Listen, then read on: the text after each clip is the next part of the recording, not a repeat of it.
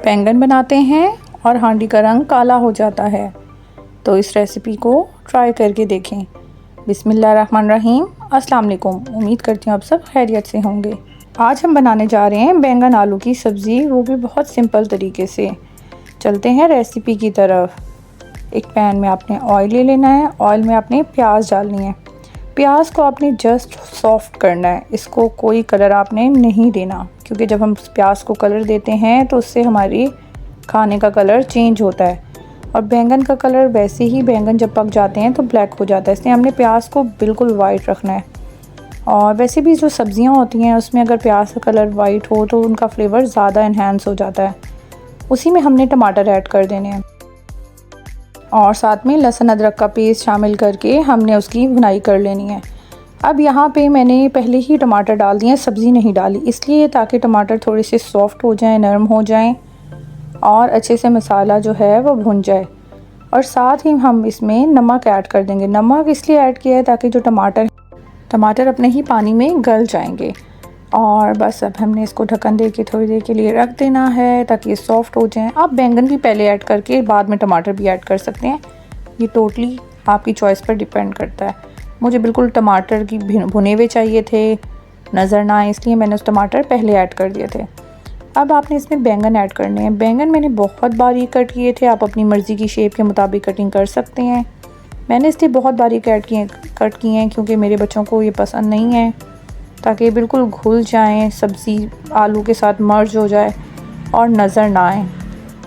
बैंगन को आपने अच्छे तरीके से मिक्स कर लेना है, इसमें कोई आपने पानी ऐड नहीं करना। सब्ज़ियां अपने ही पानी में पकती हैं तो बहुत मज़े की बनती हैं। तो कोशिश करनी है कि इसमें आपको कोई एक्स्ट्रा वाटर ऐड नहीं करना है, एटलीस्ट जब तक वो गल ना जाए।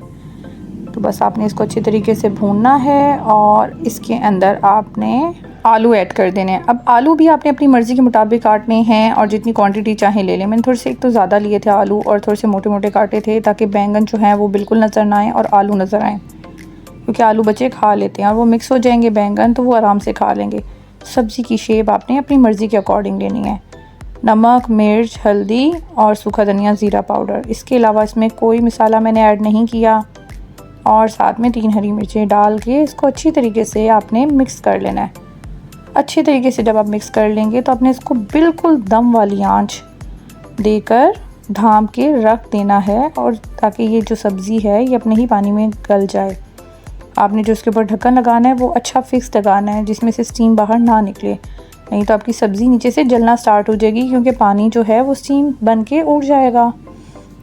और बस थोड़ी देर बाद आपने देख लेना है कि आपकी सब्ज़ी जल तो नहीं रही। थोड़ी देर बाद आपने इसमें चम्मच लाजमी चलाना है, क्योंकि हमने इसमें कोई भी एक्स्ट्रा वाटर नहीं डाला है, तो ये ना हो कि आप भूल जाएं और आपकी जो सब्ज़ी है नीचे से जल जाए। थोड़ी देर बाद आप ये देखें सब्ज़ी जो है अपने पानी में ही गलना स्टार्ट हो गई है। अब इसको आप अच्छी तरीके से भूनें और चेक कर लें, अगर आपकी सब्ज़ी गल गई है तो ये रेडी है।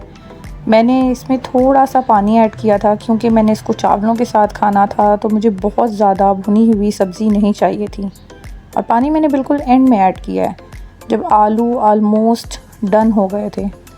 अब डिपेंड करता है, अगर आपने बैंगन और आलू सेम साइज़ के लिए हैं या बैंगन ज़्यादा बड़े साइज़ के लिए हैं, तो आपने सब्ज़ी उस हिसाब से ऐड करके पकानी है। मैंने तो बैंगन बहुत छोटे साइज़ में कट किए थे और आलू थोड़े नॉर्मल साइज़ के कट किए थे। बस ये आप जैसे आपको कंसिस्टेंसी इसकी चाहिए आप इसको रेडी कर लें। अगर आपको बहुत भुना हुआ सालन चाहिए तो आप इसको बिल्कुल भून लें। सालन का टेक्सचर आपकी चॉइस पर डिपेंड करता है।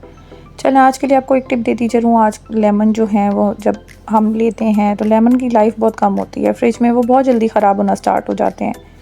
तो मैं क्या करती हूँ कि मैं लेमन का जूस निकाल लेती हूँ और उसको जो आइस क्यूब्स होती हैं, ट्रे होती है, उसमें फ्रीज़ कर देती हूँ।